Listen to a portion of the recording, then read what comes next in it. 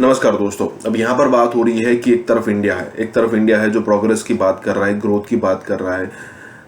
पूरी दुनिया की बात कर रहा है, वसुधैव कुटुंबकम की बात कर रहा है, या फिर कह सकते हैं कि ग्लोबल साउथ की बात कर रहा है जो कि पिछड़े कंट्रीज है। लेकिन और पाकिस्तान में क्या बात हो रही है? IMF की बात हो रही है, इमरान खान को जेल में डालने की बात हो रही है, नई गवर्नमेंट की बात हो रही है, आर्मी ने या फिर कहे कि अमेरिका ने इमरान खान को हटाया था, वो बातें हो रही थी। कहने का मतलब है कि बहुत ही वास्ट डिफरेंस हो चुका है। अगर आपको किसी भी कंट्री या फिर किसी भी राज्य की प्रोग्रेस देखनी हो ना, तो वहाँ की पॉलिसीज आप देखिए, आपको पता चलेगा कि वहाँ की गवर्नमेंट किस चीज़ पर काम कर रही है। इंडिया में देखिए, आने वाले दिनों में इंडिया ने चंद्रयान-3 लॉन्च कर दिया। आने वाले दिनों में कितने सारे प्रोजेक्ट्स हैं जो आ रहे हैं, और ऐसा नहीं है कि हर हफ्ते ऐसी न्यूज़ आती रहती है, ऐसा नहीं है कि महीनों में एक न्यूज़ आती है, हर हफ्ते कोई ना कोई न्यूज़, बड़ी न्यूज़ ऐसी आती है। पिछले दिन आप देखिए सेमीकंडक्टर्स के बारे में कितना डिस्कस किया गया, और कहा जा रहा है कि सेमीकंडक्टर्स के मामले में इंडिया को हब बनाने की बात हो रही है। मतलब बिलियंस ऑफ डॉलर का इन्वेस्टमेंट। इसी के साथ ही वीडियो शुरू करता है। अवाम जो है उनको किसी तरह से किसी तरफ से भी कोई रिलीफ मिलता हुआ नजर नहीं आ रहा। कि हम देख रहे हैं कि हमारा जो हमसाया है वो मून मिशन की बात करता है, और वहां पर अब ऐसा हुआ है कि उन्होंने कामयाब हो गया उनका वो मिशन, और वहां से जो मून इमेजेस हैं वो शेयर करवाए गए हैं, जिसपे पूरी दुनिया में उसकी खबर जो है वो इस वक्त चल रही है कि जब अवाम की बसात ख़त्म हो जाती है फिर वो वायलेंट हो जाते हैं, और जब वो वायलेंट हो जाते हैं तो क्या होता है ये भी बता दिया है। ज्यादा फर्क नहीं है कि हम कहाँ पर खड़े हैं इस वक्त, और दूसरे जो हमारे हमसाए हैं वो इस वक्त कहाँ पर खड़े हैं। मामला हमारे और आपके बीच है, हम और आप बैठ के इसके ऊपर फैसला कर सकते हैं। देखें जी, ये तो कहना कि हम कहाँ खड़े हैं और हमसाए कहाँ खड़े हैं, ये तो बहुत ही एक कंपेयर करने वाली बात है। मैं तो समझता हूँ कि इस हिसाब से अगर देखें तो पाकिस्तान कहीं खड़ा नहीं है। उसमें क्या वो अपने आप को इस काबिल है पाकिस्तान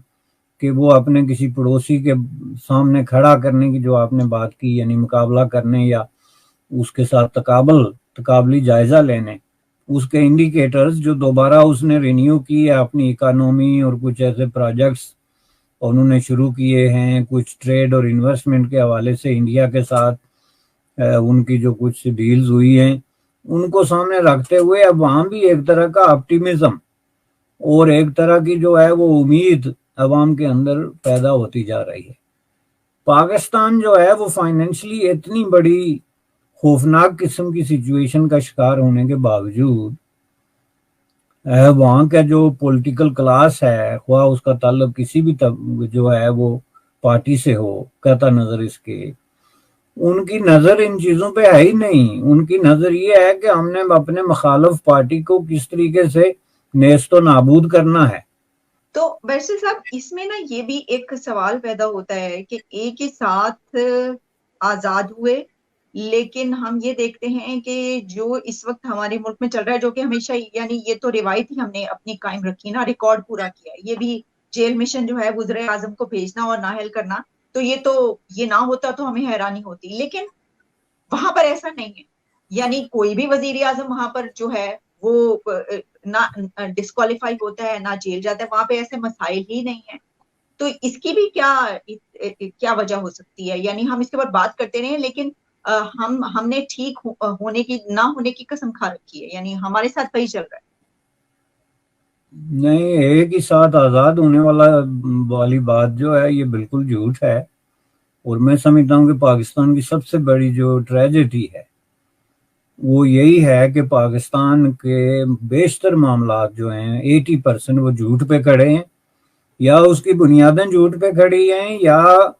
उसको झूठ की बुनियाद पे चलाया जा रहा है। मसलन यही बात जो आपने की कि एक ही वक्त में आज़ाद हुए हैं,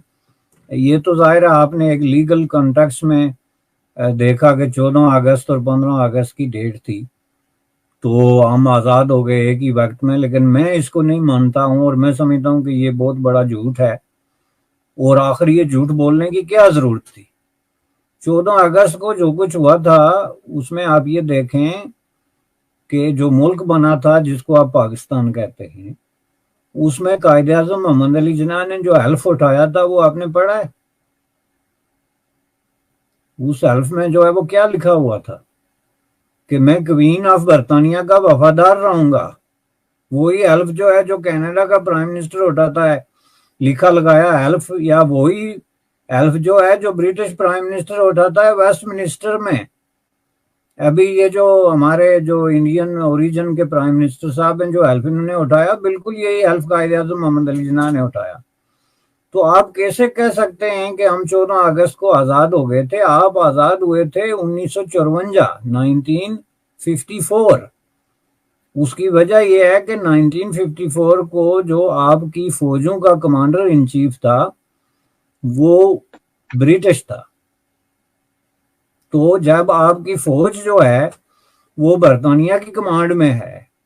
جب آپ کا گورنر جنرل، آپ کا پریزیڈنٹ، آپ کا پرائم منسٹر جو ہے وہ کوین سے وفاداری کا حلف اٹھاتا ہے، جب آپ کے سارے قوانین جو ہیں وہ وہی ہیں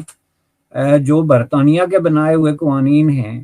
اور جب آپ کے ملک کے اندر کوئی کانسٹیٹیوشن ہی نہیں ہے اور آپ 1935 کا جو برٹش میڈ کانسٹیٹیوشن ہے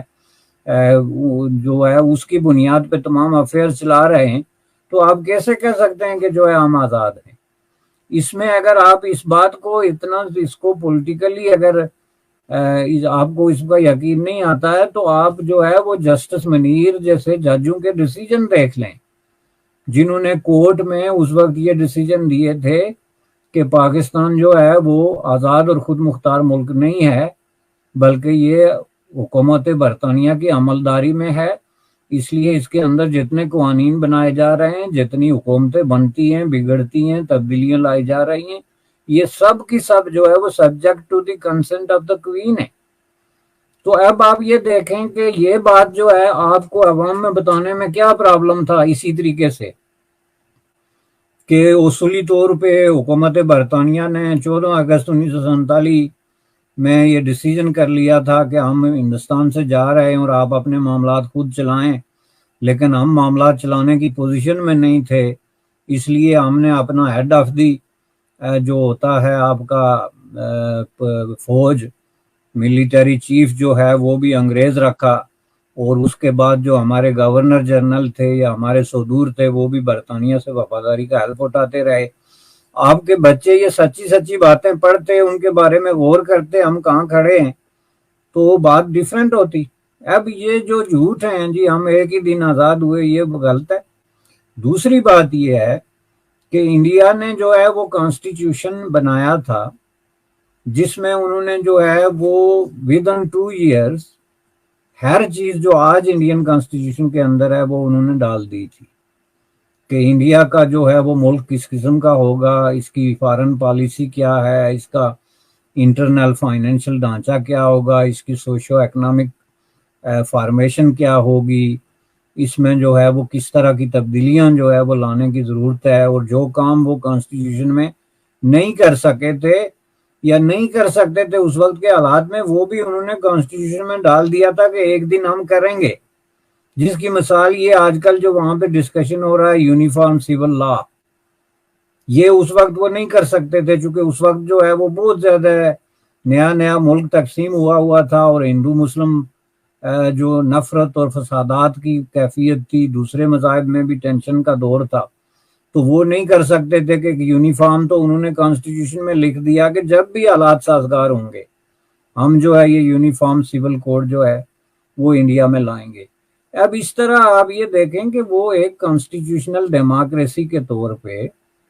انہوں نے ملک کو ڈیولپ کیا، انہوں نے منصوبے بنانے شروع کیے